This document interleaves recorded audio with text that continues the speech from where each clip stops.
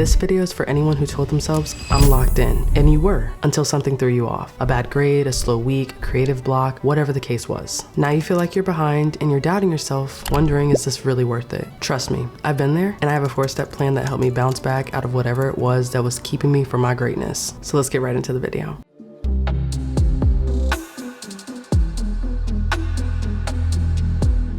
This is my 4-step comeback formula. Whether you're in school, whether you are at a job, whether you are developing your skills, don't rush the rebound. You are coming out of a slow week, a slump, a rut, and that's not always easy. It's almost like when you wake up and you feel like super groggy in the morning and you're like, okay, I need something to drink, I need to go on a little walk and I'll be okay. You gotta work yourself back up to that, but you did steps to become better instead of groggy. So you have to let yourself feel disappointed, feel your emotions, or else they're just going to build up and you're going to fly off the handle anytime someone says anything, does anything, you do something to yourself. It will be negative. But do not make quitting decisions in that headspace. It's easy for us to feel like it's logical because our emotions are so high. Never make a decision when your emotions are at the height of angry or frustrated or annoyed. It can always feel like we need to walk that back and be like, actually, I don't feel that way anymore. I just needed a snack and a nap. Give yourself a day. Honestly, if it's something that's really tough, a day is good. I've been told that if it won't matter in 5 years, don't waste 5 minutes on it. Some things are tougher than others. You studied really long for an exam that you thought you were going to get an A on and maybe you got a C on it. Or you really wanted a job and it just didn't work out. You had prepared tooth and nail, like everything, you were fighting for it.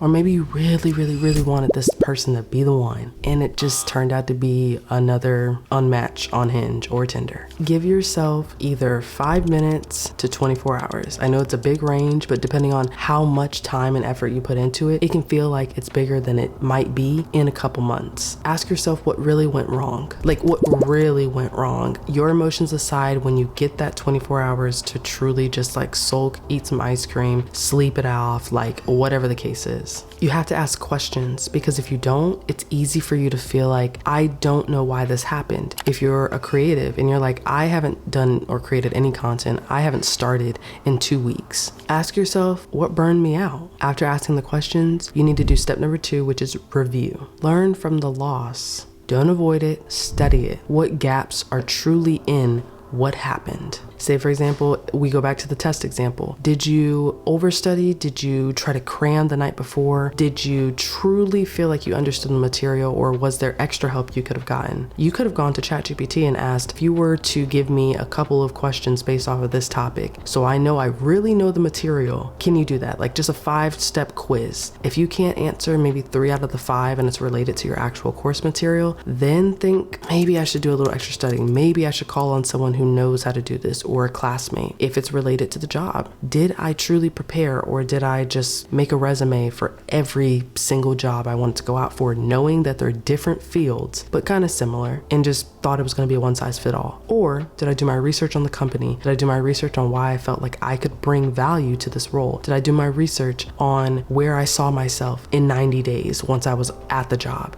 Like, if you didn't do a deep dive, it's easy to feel like we made so many missteps. If we're using the creative example, did you plateau or stay stagnant or haven't created in 2 weeks because you feel like you're not practicing with intention? You feel like it's just autopilot, like you just don't really know what is really getting you up to do that anymore. Those are all things you have to review after asking those questions. Which brings me to my favorite step, which is step number 3, reset. Build a smaller, smarter system. Quite often, I feel like we have these big grandiose ideas and we're like, okay, this is something that I'm really gonna build. It's gonna take 2 months and I'm on fire for it. But quite often, it does not happen the way that we think it's gonna happen. You don't need to double your efforts. You need to build a system. Like honestly, if I go back and look at this video a year from now and I'm in a little rut or something for a couple seconds, I'm gonna ask myself, did I make a system to set myself up for success? Because oftentimes we just jump into the execution of things and we don't plan for contingencies or crisis. And me personally, I've worked in social media for almost half a decade now, and if you don't have a plan to a crisis, you are bound to fail. That also comes into your life. You know what I mean? Like if you don't plan for, I like this, I want this, if I get it, this is how I'm gonna feel. But if there's a hiccup, How am I going to retract that so I can set myself up for success? Do I know the person I'm going to analyze this problem with? Do I know how I'm going to make up for the difference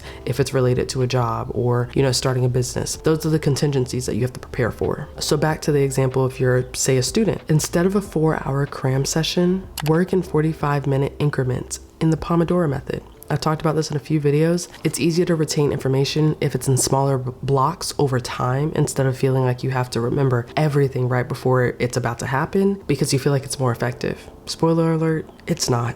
Step number 4 is as important as step number 3, and that is recommit. Focus on the identity, not the outcome. You have to remind yourself who you're becoming. So if you're a student, if you're working towards a medical field, you got to think about who are the people that I would be so excited to serve when I actually hear my name called that I have finally got my doctorate. Or who is someone that I would feel so happy to mentor if I got this leadership role. And if it's you, that's okay too. It may not always be someone external. Sometimes it would just be making your childhood self happy, knowing that you didn't give up, knowing that your whole life you would start something but not finish it. You can see something different with yourself, but it just takes consistency, and we quite often do not like to wait, have time, because we live in such an instantaneous world in social media, and while there's benefits to it and there's great content like out here, it's not always great for our mental because we think we'll just get it like that. We rarely do. And I kind of like that it's not like that because it makes you wonder how bad do you really want it if you didn't see results for it for 2 years, 3 years, 4 months. You don't know, but you have to like it enough and love it enough to be okay with seeing some slow growth, because slow growth, it's still growth. And then be kind to yourself. There are different seasons in your life where you are really going to show so much growth, but there are going to be other seasons in life where you're just like, I got through today and I'm okay with that.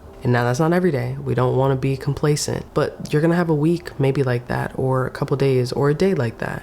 But it's important to keep focus on the recommitment you made to yourself getting out of a slump, especially for the creatives. One post that did bad, or a few posts, or multiple posts that aren't seeing consistent numbers, it doesn't mean that it's bad content. It just means I need to redefine how I'm marketing myself to the internet in a market that's so saturated. I mean, yes, the market's saturated in every place you go. It's not just content creation. It's the medical field. It's the law field. Like any field you go, there's a bunch of people already doing it. It doesn't stop people from doing it. Still show up as a disciplined, creative student, employee, whatever that might look like for you. At any point you forget any of what was said throughout this video, ask yourself 3 questions every time you find yourself in that kind of emotion. What did I really want when I said I was locking in? Number 2, what's one thing I can adjust, not abandon? And the last question you need to ask yourself, who do I become if I keep showing up anyways? The fall off doesn't make you a failure.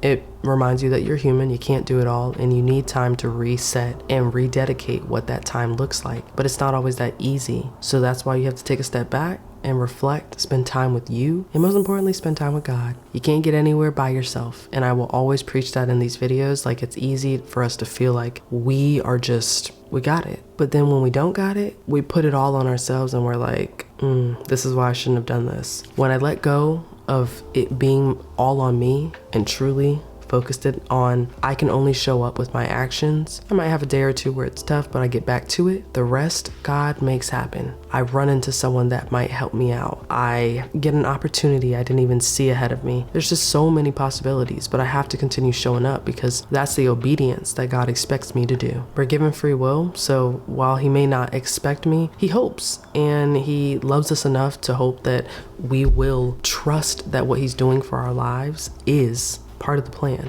even if we don't see the full picture yet. You got to be hopeful that it will be almost better than you could even imagine. We're limited in thinking because we only know what we know right now. But if you truly start leaning on God, trusting in him, praying, you're gonna see something different, because I promise you my life has done a full 180 since doing that, and truly doing that, not like growing up and having it be a piece of me, truly stepping into that. And it looks different for everyone. Everyone's testimony and journey is different, but you have to understand that it will really start showing a different version of you, the version of you keep talking about, the 1% better you, the Pinterest board you. That all comes when you put your faith and trust in God. I'll be talking a little bit more about this in future videos and really diving deeper into it, so feel free free to let me know. Leave this emoji if you stay till the end of the video, and I would love to know what you guys want to see next. Part of the reason why I created this video is because one of you left this comment on the video, and it just got me thinking. I remember when I was in this space consistently when I was in my studies, or I remember when I had to think this way